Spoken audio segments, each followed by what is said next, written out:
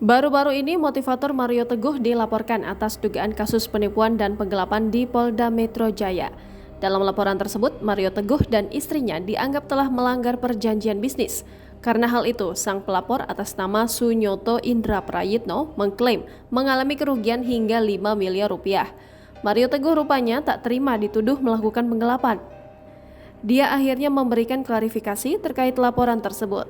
Dalam klarifikasinya, Mario Teguh dengan tegas membantah laporan tersebut yang menyebutkan dia menggelapkan uang sebesar 5 miliar rupiah. Bahkan Mario Teguh, laporan dugaan penipuan dan penggelapan atas dirinya adalah kebohongan. Klarifikasi Mario Teguh ini disampaikannya melalui akun Instagram pribadinya @marioteguh pada Jumat 14 Juli 2023.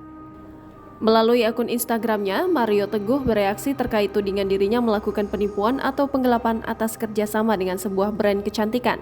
Mario Teguh menyebut bahwa tudingan tersebut merupakan kebohongan yang disebarluaskan oleh oknum yang tidak bertanggung jawab.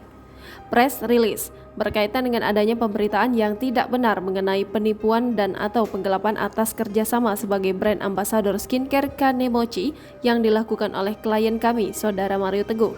Kami bermaksud memberitahukan kepada publik bahwa keterangan dan atau berita yang telah disebarluaskan oleh oknum yang tidak bertanggung jawab merupakan berita yang tidak benar dan atau berita bohong serta telah mencemarkan nama baik klien kami, kata Mario Teguh diwakili oleh sang kuasa hukum.